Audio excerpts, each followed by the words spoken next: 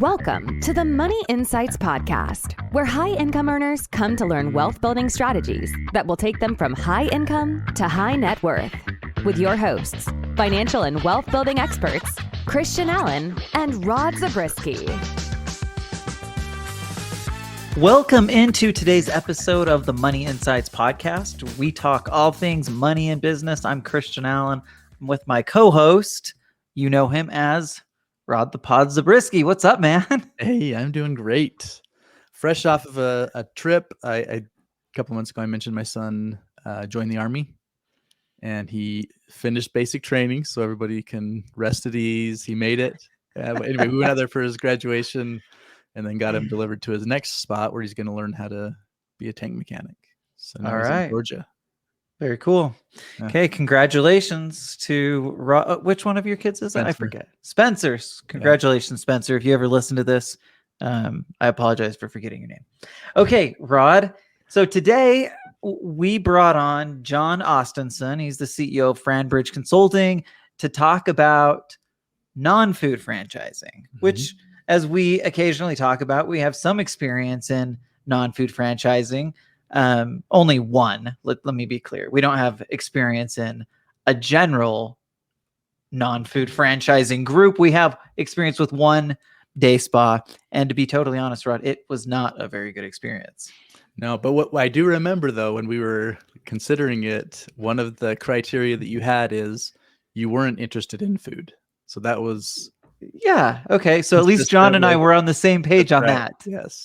Yeah. Food. The idea of food just seemed like way too much. Although, can I just tell you what we did? There was way too much in that too. And I just didn't know it going in. Yeah. So okay. But this was an interesting conversation. I wanted to bring John on. He reached out, his team reached out, and I thought it was a good time to have franchising conversation because so many of the real estate deals are just not there, right? It's not as easy to find, passive syndication deals to throw money at. Now, again, this isn't a totally passive thing either, but it's one more thing that people could be considering. And Rod, it goes in line with some of our money hacks, right? Our high income money hacks, number one, which is business owners get all the breaks. So we thought, okay, if you're somebody who potentially wants to look at the investing side of franchising, this is a good opportunity to have that conversation and get a feel for it. And of course, there are some really strong benefits, like the fact that you're owning a business. So anyway, for that reason, that's kind of why I thought John would be a good guest for us. And I thought he did a good job of bridging over to a lot of the people that are listening. Because, I mean, let's face it, a lot of our people are not looking for another full-time job. And the good news is you don't have to take on a full-time job with a franchise, even though you need to plan on having some involvement. He gets into more detail on this. He's had really good success with high income medical and attorneys and other professionals like that have been able to see some really good success with their franchises. I thought he was relatively fair about the necessary time requirements, right? Yeah. Basically, if you think it's going to be 5, it's going to be 15 type of thing. And that was our experience.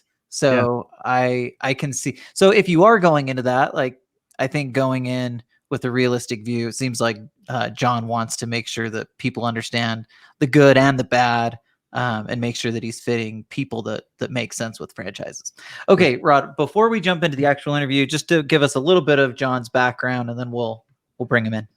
Yeah. So John started out in the franchise business. So he specifically Shelf Genie is the franchise that he was in as a franchisor. Got a lot of good experience there, seeing basically all sides of it. And then more recently started up Franbridge, which is franchise consultant for people who are wanting to get in. He said he represents 600 different franchises that he can bring to the table, and he walks through the process, but it's a very methodical way that he helps people to see realistically what is good for them in their local area. And he's kind of the matchmaker in that way. Yeah. So he's the franchise broker. And can I just say, if I was to do it again, I would make sure I was working with a very good franchise broker if I was going to be interested in franchising again, right? Because one of the challenges that we made, or one of the mistakes we made, is we were talking to a general business broker who didn't necessarily specialize and have a lot of experience in franchises, right? So anyway, for a lot of reasons, if you're going into the franchise space, going into it with a reputable franchise broker makes a lot more sense than trying to kind of do it alone. Even though, of course, their goal is to sell, to sell you on that franchise. But I think the reason it's so valuable to have a broker there is that they're representing both sides. So rather than just trying to get you into their brand, they're trying to find a match between the people or the franchises they represent and who you are as a person. And it sounds like they do a pretty good job of that. And it goes beyond just the matchmaking, because they can consult with you as you're making those decisions along the way. Even once you've decided on what franchise you want to go with, as you're getting it set up, as you're creating a relationship with the franchisor, all of those things, they can coach you and help you along the way on that as well. So. Well said, Rodney. Let's get into our interview with Jon Ostenson, CEO of Franbridge Consulting. Okay, we are very excited to have with us today Jon Ostenson to talk non-food franchising. Jon is the CEO of Franbridge Consulting, and from what I understand, it's a group that does a lot of business in the franchising space. Is that fair to say? It's fair to say we stay pretty active, and we're able to help a lot of folks. And like you said, we'll dabble with food, but for the most part, we believe there are easier ways to make money, and so we kind of focus our efforts in industries outside of food.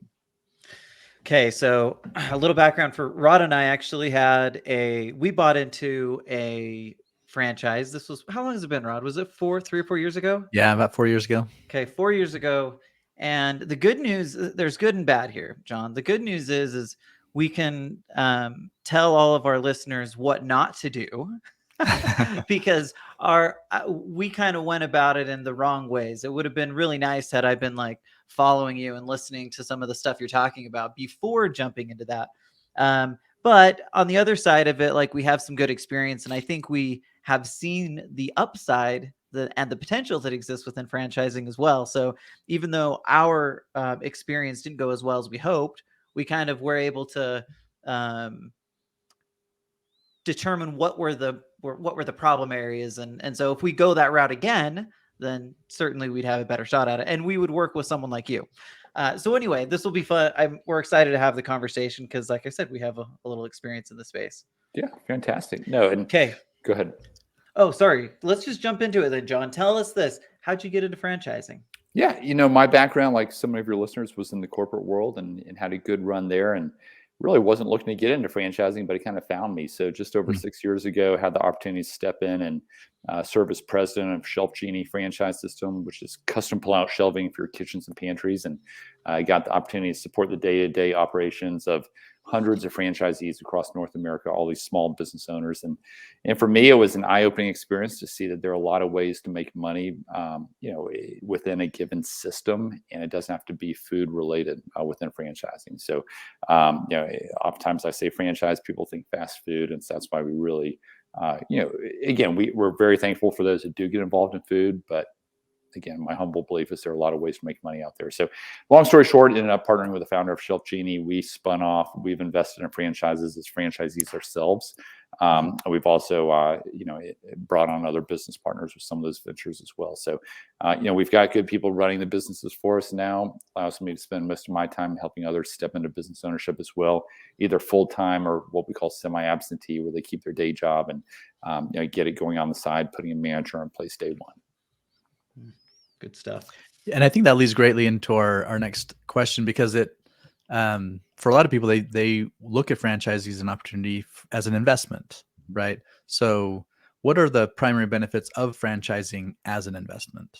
Yeah, we work with a lot of clients that also have real estate investments. They also have other ways of, diversifying their portfolio beyond just public securities and public debt. And so I think it's that mindset. And, with business ownership, there are some tax benefits that you don't get just through normal investing. I call it the trifecta. You're building a cash flow. You also get the write-offs from a tax standpoint. You're able to write things off that you can't as a W-2. And also you're building an asset that's going to have exit value down the road if you build it halfway decently. So I call it the trifecta, and I think it's just a good opportunity. I mean, we've done more deals this year than we've ever done before. We've seen more interest. I think there's a lot of cash on the sidelines, as you guys know, and everyone's looking for ways to diversify their portfolios. So we have plenty of client case studies I'm happy to jump into as well that just kind of show the different types of things that people are getting involved in. That sounds good. We'll definitely jump into that. So tell me this, so we're talking about the primary benefits of franchising as an investment. What are, just again, we're not going to dive too deep into it, but what are the downside? What do you see as kind of the primary downside risk? And again, we're talking primarily as from an investment, realizing that there has to be some involvement, right? Yeah. Absolutely. No. And I tell people, if they have a great manager in place day one and they think it's going to take them 5 hours a week, it's probably going to take 10 or 15. It's always going to take a little more effort, especially early on. But the benefit of franchising is that you do have that partner in the franchisor where you're tag teaming the management of that manager. They can go to them for their technical questions and for support. I'd say from a downside standpoint, to answer your question, I'm a member of the Entrepreneurs Organization, EO, and within EO, we have a lot of folks that are interested in franchising. Some of them are just too entrepreneurial and they want to put their thumbprints all over everything. So I think, the guardrails, and just like every industry, I mean, not everyone is created equal. There are good franchise systems and there are some that are not so good. So that's part of, while we represent over 600 different brands, at any given time, there's probably 50 or 60 that I feel are the best of the best. And we've got different criteria as to how we filter those. But a big piece of it comes down to that franchisor and who they are and their values and their experience and track record. So, I think you could get involved in a franchise system where, they are making changes along the way that you didn't expect, in the beginning. And obviously, there's safeguards around that. That you can put in place going in with the right amendments to your operating agreement. But, by and large, we see the benefits greatly outweighing the cons, even from an exit standpoint and just the multiple that you get on that exit. One of our high income money hacks, the first one of our high income money hacks is that business owners get all the breaks. And we talk about, and a lot of the people that are listening to us are likely, or high income earners. A lot of them are medical professionals, but they're often very entrepreneurial type investors, real estate investors, and things like that. So I think that there is a lot of interest in franchising and the potential to do it. But I think a lot of people their fear is, again, that they're, might be getting into something that's, biting off more than they could chew. So we'll get into that a little bit more here in a second. Yeah. Okay. Go ahead. I was just going to say, we work with a lot of medical professionals and attorneys across the country and, other high degree professionals. And, and they're not looking to give up that W-2 incomes. They do want to get something going on the side. And the question where the rubber meets the road is, can they do it with minimal involvement? And a lot of times they get nervous about finding that person that they can have full confidence in to run the day-to-day affairs. And so that is something we do a lot of counseling in as well. That makes a lot of sense. And here, when we get down a little further in some of our questions, we'll talk about what your process looks like and kind of vetting both on the franchisor side and the franchisee side. That'll be good. So really quick, and you've hit on this a little bit, but why non-food franchising? As opposed to, again, most people, like you said, almost immediately think of the many food franchises, and some of them are really, really, many of them are incredibly successful. But from your perspective, why non-food franchising? Yeah, and again, I'm very thankful for those who do get involved with food. But some of the basic tenets as to why we focus in other areas, versus food. I think within food, it is a larger capital expense, typically on the front end. It's very location specific. I do think there's more trends and whims around the food industry. Now, if you go with the Jimmy John's or, one that's very well established and brand recognition, and that can really serve you well. But some of these upstarts, emerging brands, I think in food is a little more difficult to prove out. And then oftentimes you have food inventory going to waste, lower margins, operating hours, can be pretty extensive, including weekends. You have large employee teams of hourly workers. And, there's certainly businesses outside of food that share some of those characteristics, but there's a lot of other models out there where you can eliminate multiple downsides of the food industry. And so again, it's my humble belief that there are easier ways to make money. In full transparency, I have personally invested outside of food. And so I don't have a background in food. So that kind of leans towards my bias as well, outsider looking in. And we still, again, dabble in food. We've got a great food truck concept that a client of ours is signing for tomorrow. But But it's a very different type of model and kind of flies in the face of some of those traditional food aspects. So while we're on that on the topic of kind of what direction you focus in, just based on listening, I know that it's also more on emerging brands more often than long-term established brands. But so kind of in that same mold, talk about a little bit why you like to focus on some of the emerging brands. I mean, from my side, it kind of seems obvious potential and opportunity, but what are kind of the reasons that you focus on emerging brands rather than longer-term, well-established brands? Yeah, it's a combination of the two. I mean, oftentimes if it's a well-established brand with one, they're probably sold out in your area. So there is only opportunity for newer entrants to the market. So, but on the emerging side, I think it's important. Again, not every franchisor is going to make it. And, I look at the leadership team that they've got a strong track record. If they're more from an industry experience, I want to see that they brought in franchise expertise to complement that. I think that's an important dynamic that you need to have. That franchisor relationship is so important. There's got, if they have a small sample size from which to look at the financials, we've got to make sure there's a lot of meat on the bone. So if you go with conservative pro formas, there's still a lot of meat there. And they've got to have a strong competitive advantage. So I think within the emerging brands, oftentimes they've learned from the established brands and they've said, hey, here's a way to do it a little bit differently. Here's where they're falling short in the market. And so they're able to come in. And it's really interesting when you look outside of food, some of the industries that we deal with, they're not branded industries. These are highly fragmented mom and pop type industries where there's not a national brand. I throw out the term insulation. It's a $53 billion market, residential and commercial insulation.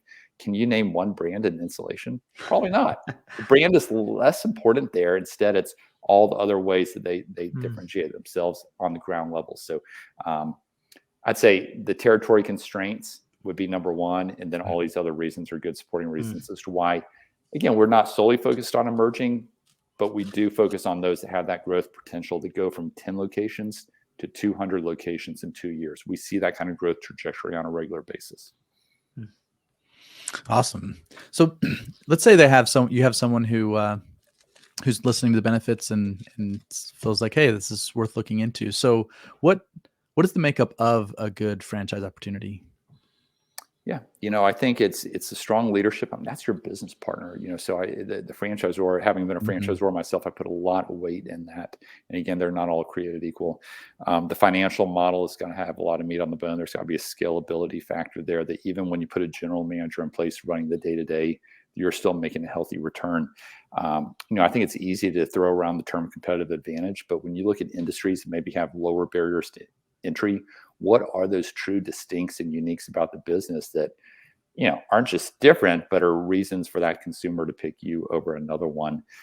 We look at things such as the marketing teams in place and the technology stack, and how much legwork are you as the owner going to have to do on your end versus being able to step into something day one and turn the key, put a manager in place, and so the ramp up period, we look at the competition, we look at from a macro standpoint, what's going on. I always say that, regardless of the economy, people are going to spend on the things they care about. They're going to spend on their homes, their health, their kids, their pets, their aging parents. Are the businesses you're looking at from an opportunity standpoint catering to those? Are they essential services? Are they needs-based or more discretionary? So, there's a lot of different dynamics that we kind of bring into play. And certainly the competitive makeup in the local market is one of them. And what type of people make good franchisees? And maybe the question is there a specific skill set that you've found makes up a good, owner of a franchise? Yeah, I think there's some, so we always love military veterans. They've learned how to follow systems. They're disciplined. They're hardworking. Franchisors love supporting the military, and oftentimes they'll provide discounts. We're having been a franchisor. When I looked at our top franchise owners across the sea of owners across North America, the top ones were the ones that followed the system. And that sounds so cliche, but again, if they came in and we said, hey, let's market to households with average incomes of 100,000 to 150, and we'll help you do it. And they said, oh, no, we're the smartest guy in the room. We used to run a marketing agency. We know what we're doing. Let's go market to those, earning $500,000 and more. Well, that may just not work, even though on paper it seems like it would. And so I've seen kind of the downsides of getting a little too creative. Now, any good franchisor is going to want you to go out there and do a little bit of testing on your own. but ultimately following the system. And again, that's cliche, but I've seen it. So as far as the backgrounds, I think someone that has managed people, that has dealt with people, even on the front end of the business, a salesperson, while they're not going to necessarily run sales on the tip of the point for that business, they know what they're looking for in a salesperson. They know how to incentivize and compensate them. They know how to motivate them. And so I think just having that general business background, I do see some medical professionals that say, hey, we've never been in business before. Yeah. And so then it comes down to, well, is there an interest in learning business? I've got a great doctor up in Maryland right now. He's like, I want to learn business. I want to learn from a great established franchisor. So that's who we have him talking to.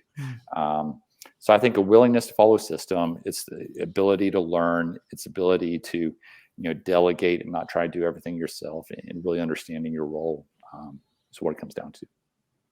Okay, so you've mentioned a few times this whole idea of the franchise or the team being critical, and then now obviously the franchisee plugging into the system, trusting the system, and using it. So I want to dig a little bit deeper on that. What specifically are you looking for in that team? Like, you want a good team, you want a strong team, you mentioned experience in that specific area, but really especially if I'm now analyzing a few different franchising options, what would make one stand above the others? Yeah. I look at, we've had some clients buy into a floor covering business down in the West Palm area. Well, the president of that franchise system, it's an emerging brand, but the president used to be the chief operating officer for one of the fastest growing brands in America. Now that sounds great, but that fastest growing brand ran into some hurdles of growing too fast. And in their case, they couldn't, procure the trucks fast enough for their franchisees. And so I look at that and I say, did he learn from his experience? And everything he said to me, indicates that he has. And so, I look at the team to say, what is their track record? What have they learned along the way? Oftentimes I think about the marketing team. I mean, that's someone you're going to be interacting with a lot. Can they drive leads at a low cost of customer acquisition in a services-based business, for instance, which is a lot of them? They need to be able to, acquire customers. Ultimately, if in your local community, if you're willing to get involved in the Chamber of Commerce and go sponsor the Little League baseball team, I mean, any ground roots organic efforts is going to help the cause and drive down the cost of customer acquisition. But having that strong marketing team where they take that burden off of you, and you don't have to go learn Google, analytics and Facebook advertising, that's going to be a benefit. In some cases, they'll even have a call center. Some call centers are great. Some are not, but some that are first class out there, if they can take that burden off of you having to staff that's huge. And so, there's a lot of different dynamics around it, but ultimately it starts at the top, because no matter how good the team is below that, you've got to have a strong leader if that team's going to stay, or that leader that can replace the team if they're not getting the job done. So question here, what about long distance investing in franchises? So could it make sense to invest if I'm here in Salt Lake and there's a great opportunity in Atlanta, Georgia? How do you see that working? Does it ever work? If it's your brother-in-law in Atlanta and you trust him and you're willing to invest in him, then no problem. But I think it provides one additional variable to getting a business off the ground.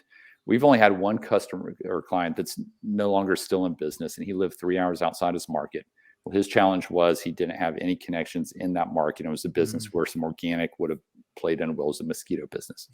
And that's a competitive space. And it was a cold spring and all these factors. But if he was on the ground, I think it would have made a difference. And a few months in, he said, hey, this is too much work. I'm going to throw in the towel. That being said, I look at Nathan Bocock, a client of mine in Columbia, South Carolina. He's become the largest franchisee of 2 Men in a Truck. Operates about a $30 million business, operates in 10 markets, only 40 years old. Well, every year he and I do a deal together where, he'll say, hey, John, what's the best thing for my situation now? And I'll introduce him to one. He'll put a young guy from his church or from his community over the business, give him a little bit of equity and say, go make us proud. Well, largely these are in other markets, not in Columbia, South Carolina. For him, he's got confidence in that guy. The guy's got skin in the game.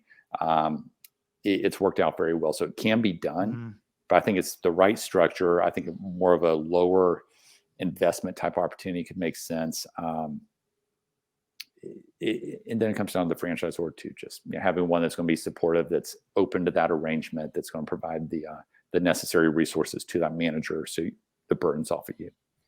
Yeah, that makes And sense. one thing that may make a difference in that example you gave is if they already have locations and then they're expanding beyond that. Was that the case with this gentleman in Colombia?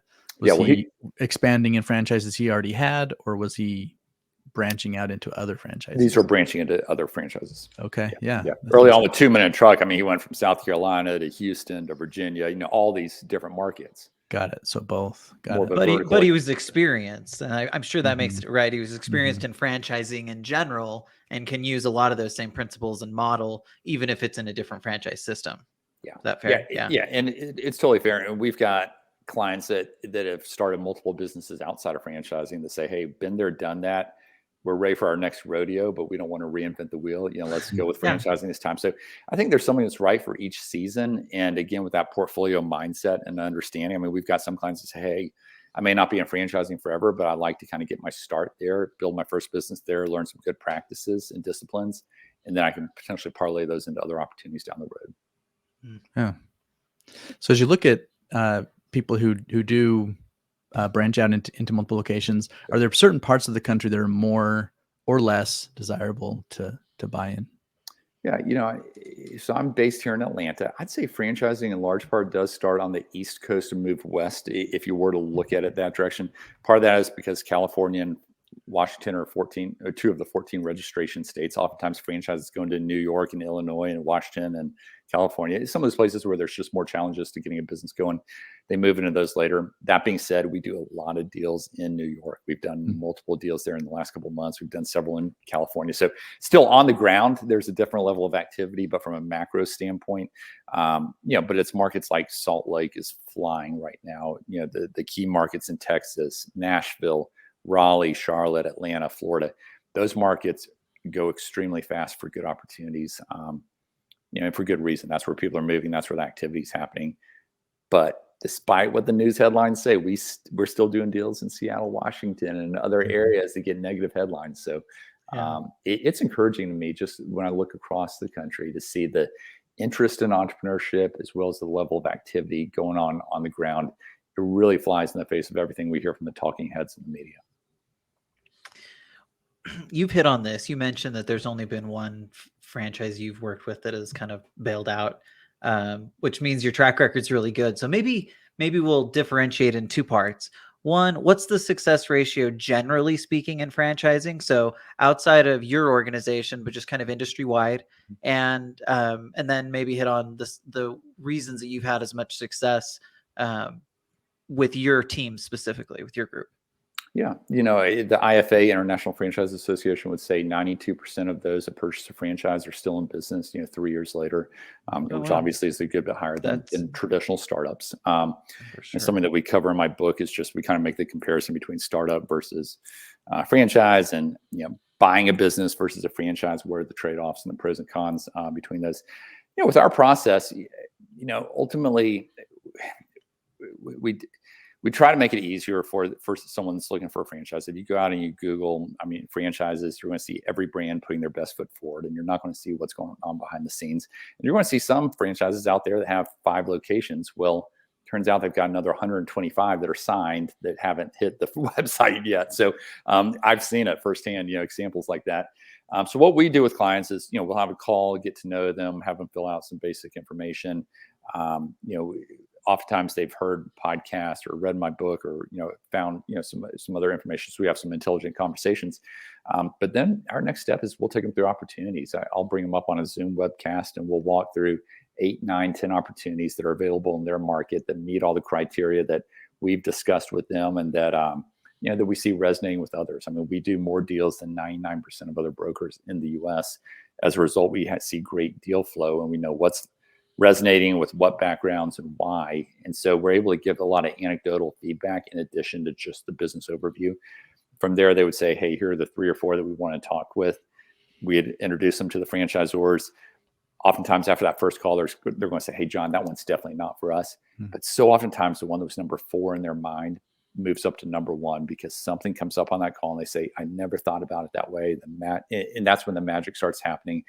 They say, I want to go in deep. I want to secret shop the competitors in my market here. I want to, really dig in it. And so the franchisor will then take you through, calls on financials, the franchise disclosure document. They'll introduce you to other franchisees. You get to do what's called validation, talk to other owners, hear from their experience, ask them questions, talk with the founder of the business. Ultimately, if things are going well and you're feeling good about them and they're feeling good about you, then they'll fly you in, take you out to dinner, and then spend a full day with their team, getting all your questions answered, and really making sure that it's a good marriage both ways. Through the process, we like to have touch bases with our clients. We can bring in other opportunities as they start to build that framework in their mind of what they're looking for. There may be other ones we haven't considered yet. We've got great funding partners. We've got a franchise attorney. We've got a recruiter they can use. We've got a coach. So we try to build this ecosystem to support them through the process. Awesome. Okay, so now let's look at someone who got in, they made a decision, now they're in. What are some of the common pitfalls that you see?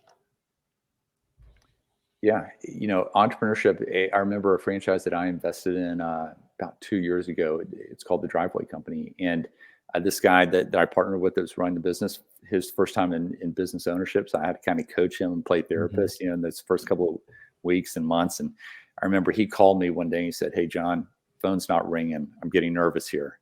A week later, he said, "Hey, the phone won't stop ringing. I don't know how I'm going to keep up." Next week, it was, "Hey, I'm running all these appointments, but I'm not closing the deals." The next week, "Hey, I'm closing the deals. I can't keep up." So, it's I think for a first time business owner, it's really leaning into your support group, whether it be not just with a franchisor, but, if you have a mastermind group or, others, just you don't feel like you're in it alone. I think taking comfort from those that have been there and done it before, to know that, hey, this is very normal, and you just kind of keep taking one step at a time. So that's kind of a broad way to answer it. But from a pitfall standpoint, I'd say not leaving enough cash in the bank that if you do need to lean in, and, you don't want to cut back on marketing if all of a sudden things get tough, you want to lean into that typically. So I'd say cutting marketing would be an easy pitfall because you need marketing to grow the business. I'd say maybe getting too excited about that first hire and not, all of a sudden they've got this institutional knowledge. They went to training. Well, if they're not the right fit and you figure that out, you should have fired them yesterday. Don't hang on to them. So, I think those would be two that kind of come to mind off the bat. Yeah, that's so. We mentioned Rod and I owned a day spa franchise, right? And we made. I have. You guys seem like the day spa kind of guys. I'm more of the day spa guy. Rod's not so much. He didn't spend nearly as much time there as I did. But we made at least two critical mistakes, maybe more. So I'll say at least two critical mistakes.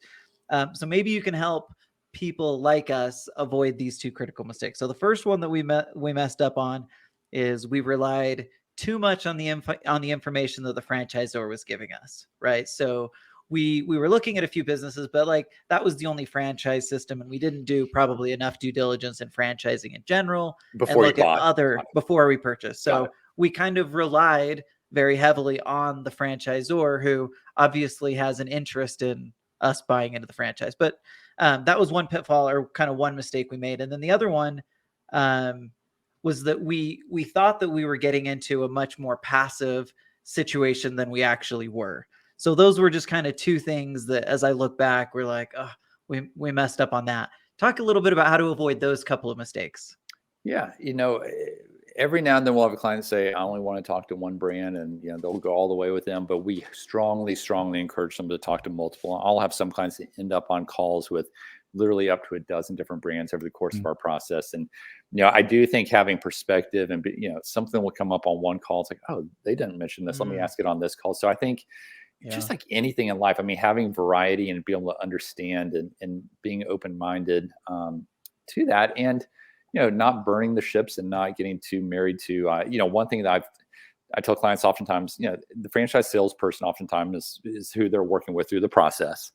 Ultimately, once you're in that franchise system, whether you like that franchise salesperson or not, it doesn't matter. It's that franchisor relationship that's most important. So, and I've had multiple clients say, "Hey, I like this franchise system a little bit more, but I really like the leader of this other franchise system. He's a straight shooter. I trust him." And that's kind of what their gut's telling them. So again, I think just perspective, if it's an emerging brand and you have a small sample size, do a lot of secret shopping in your market, get to know that industry, talk to those that have been down the road before. I mean, talk to people like myself that have, seen a lot of situations. as far as, being a little more involved, I do hear that. And I do think that sometimes opportunities can be sold as, hey, this is almost passive, semi-passive, and that's why I said it's always going to take a little bit more time than you anticipate, especially in the early going. So those are questions that we go through: is how much time do you really have per week to put into this? Who can you lean on? Is your spouse going to be involved? Do you have a brother-in-law that you can kind of get involved? So we cover all of that because it's not totally passive. Now, there's two totally passive opportunities out there that I know of, where the franchisor will actually run the business for you, requires 2 hours a month, but most are not that. Most are probably 10 to 15 hours a week. That's a nice tease. So if you're intrigued by that, then you're going to want to talk to Jon about those two that only require 2 hours a month. Yeah, we just had two doctors actually buy one of them in Raleigh. So I won't get into the details on those, but cool. I would be interested to see that model may start becoming a little more popular, because that is the number one ask is, hey, we want to buy into a business with great financials, least amount of time that we have to put in, and the least number of employees. And so you're threading that needle constantly, trying to make trade-offs as well. So I didn't put this in my notes, but I want to make sure I touch on it. What are kind of the opportunity from a financial standpoint, right? Like maybe go through with an average type of deal that you might see, and what type of money somebody could make based on what and again, the investment in from a capital standpoint, but from also a time standpoint, what could someone expect or reasonably expect to be able to get back? Again, realizing every situation is very different. Yeah. I'd say 75% of our placements fall between $150,000 and $300,000 from an all-in investment standpoint. And that includes working capital, franchise fees, startup cost. Probably a third of our clients will use cash to fund that. A third will use SBA loans and leverage. Obviously, those rates have gone up some. And then a third will use either a portfolio loan or a HELOC or another means of, using a retirement fund and self-directing it through a ROBS program, for instance. Yeah. Certainly, car washes and laundromats, we're talking north of $1 million, but, quite a few are in that 150 to 300 range of the ones that people have been buying into. A lot of the franchises may average revenue around 500 to 800,000, but those that really stand out, I've had 6 clients buy into a gutter business, including a Wall Street attorney, including a couple of doctors. The item 19 for that business, and it's detailed. They break out the P&L for every one of their locations. And they've got a lot of locations. They're averaging 1.7 million in revenue. These are audited numbers. Wow. They were 1.2 the prior year. You're seeing great comp growth. 1.7, and they're doing that at close to a 30% bottom line margin. So I always tell my clients, what if we only do 2/3 as well? What if we only do half as well? Is there still enough meat on the bone to justify, on that one, all in investment, you're right around 200,000 for 2 territories, which equates to the item 19. There's one right now that we're excited about that has somewhat similar financials. It's, you think about the aging population, and right now, 10,000 people turning 65 every day. We all know about the silver tsunami. Well, there's a shortage of caregivers, and people are wanting to age in place. And so even though it's a competitive space, you have all these providers providing caregiving services, they're having a tough time recruiting and retaining employees. That's the big challenge. And yet there's overwhelming demand in the market. And so we're working with one right now where the guy, he'd started a franchise system, had 700 locations in the senior care space, took all that knowledge and said, hey, there's a better way to go about it now.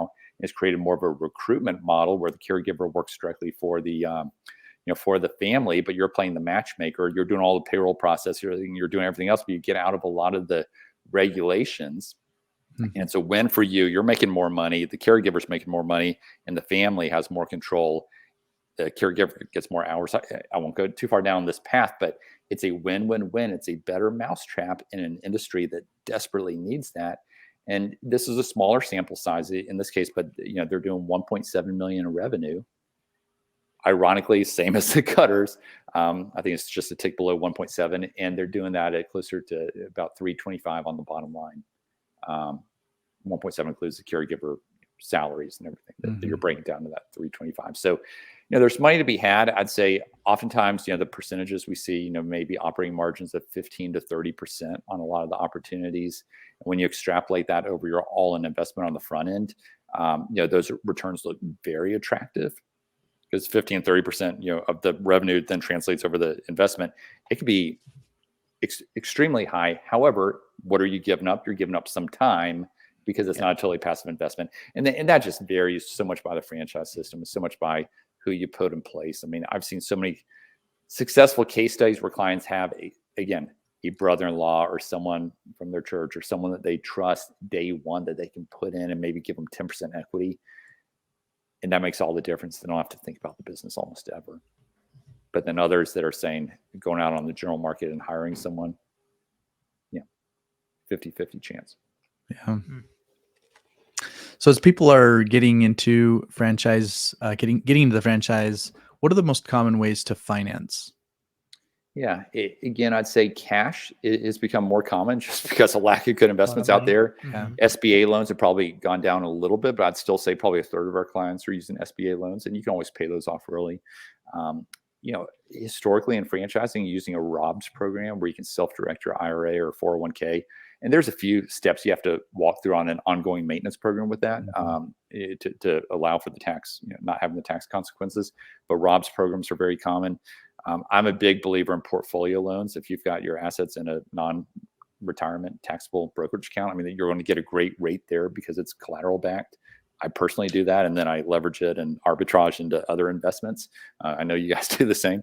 And then HELOCs, of course, you can still get lower rates than you can with an SBA loan. So those are some of the most common. Perfect. Can you just give us a couple of examples? And we've talked a little bit about this you gave a good example when I talked about returns specifically, but just maybe a couple of examples of successful franchises that you've been involved with. Yeah, absolutely. The driveway company right now, I mean, that's a beautiful cash flowing business, very low overhead. We've got just a couple of W-2s, and then we have 1099s, that we outsource a lot of the labor to, again, in Georgia, in a business friendly state. We've got a pool cleaning business. Everyone's got a pool now that, you can't help but need the pool service on an ongoing basis. That one's been successful. One that's been a little bit more challenging for us, and I probably wouldn't do again, was in home cleaning. I think that's just from a labor side, it is a little bit tougher, and I think it's a very commoditized space. I looked at an example that I'm looking to go in on with a couple of clients because we've had other clients be very successful. It's a dumpster business. And right now we're seeing people, they're loving those cash flowing, understandable, non-sexy businesses. It's the gutters, it's insulation, it's dumpsters. I mean, throughout the Southeast, and now they've gone to Texas. I've got a client that's getting ready to buy in Phoenix in the dumpster business. They go in, they're not competing with the biggest players with the Waste Managements and the Rubicons. Instead, it's more of a B2C, and it's working with small contractors, remodeling and roofers and such. And they've gone in and gained market share, and they do a couple million in every market at a very healthy margin with only 2 employees. One driving the truck, one handling the customer service. So, businesses like that, I think, are attractive to people where they can leverage, not having a large team, but instead, whether it be a capital asset or something along those lines. Okay. So once somebody is interested, what does the process look like from maybe initial phone call with you? Let's just say someone moves all the way through that process. Just kind of what does it look like in general? Yeah. So starting off, we'll have a brief conversation. I'll ask some questions, get to know each other, have you fill out a brief questionnaire, probably takes 10 minutes. We would then carve out 45 minutes where I can take you through opportunities and share my screen, and we'll talk through, on average about 10 opportunities there in your local market. From there, you'd say, here are the ones that I want to speak with, oftentimes 3 or 4. We don't want you to be too overwhelmed. You can hit pause and eliminate any at any given time. But the franchisors will take you through financials, through the business overview, through the marketing, through the operations, through the franchise disclosure document. They'll introduce you to other franchisees for that validation that I talked about. Talk to the founder of the business. Ultimately, you would go fly in and meet with them at their office and really get to know their team, break bread with them, the night before. Oftentimes, we like to have touch base calls with our clients every week or two where we'll serve as a sounding board. And it may be that as you build a framework in your mind of what you're looking for, there's something we didn't look at in the beginning that now makes sense to you. Now that you're a little more targeted in on, hey, actually, I need a business that has these characteristics. So we can bring others back into play. So it can be an iterative process. But the goal here is to give you as much exposure, not only of that one that you're looking to purchase potentially, but others as well. So you're confident that you've chosen the right one and that it makes the most sense. From the time that, you move through the whole process, I'd say it's usually between 45 and 75 days. And so there at that 60-day mark, let's say you go through the confirmation day, you say, hey, I'm ready to sign. You've had your franchise attorney, our franchise attorney, if you need, review the agreement with you. From there, it's up to you when you want to go through training, when you want to launch the business. It may be that you want to do it the next month, and maybe that you need a few months. So we kind of have a flexible timeline around that. But no, it's fun. And I get my validation when I have clients come back and buy additional locations. I mean, the vast majority do that, oftentimes within 12 to 18 months, which is encouraging, as well as when they refer their I keep hitting on it, but their infamous brother-in-law, when they make that recommendation, that's what gets me excited, where I get the validation. Yeah, very cool. Before we call it today, tell us about your book and maybe how we can get in touch with you. Yeah, absolutely. No, and I'd say for any of your listeners, would love to engage. And as a first step, if you want to come out to our website, to framebridgeconsulting.com, we'll sign up for our monthly newsletter. We put out some great content, and we'll get a digital copy of the book to you. Feel free to go on Amazon as well if you'd like to buy the physical copy or the Audible copy. All proceeds go to a nonprofit that we really believe a lot in, that's helping entrepreneurs throughout the world and in impoverished communities. So, if you choose to purchase it, know your funding is going to a good place. Cool. But excited about the book. It encapsulates a lot of what we've seen out there in the market, on the landscape, as well as the how-tos. And we've gotten a great response so far. It's only been out about a month now, and awesome. I'm glad to have it out the door. So, okay, put it up there again. What's it called? Yeah, it's called Non-Food Franchising: The Better Path to Business Ownership. Awesome. Non-food franchising, the better path to ownership. I like it, Jon. This has been a lot of fun. Thanks so much for coming on the show. We appreciate it. Yeah, thanks for having me. Enjoyed it, guys. Thank you for listening to the Money Insights podcast. To learn more about the financial and business strategies discussed in this show, please visit moneyinsights.net. The views and opinions expressed on the Money Insights podcast are not intended to be individual financial, tax, or legal advice. Always consult with the appropriate advisor before making financial decisions. And if you're enjoying the show, please feel free to rate, subscribe, and leave a review wherever you listen to your podcasts. This will help others find the show and learn wealth-building strategies for themselves. Thanks again for tuning in, and we'll catch you in the next episode.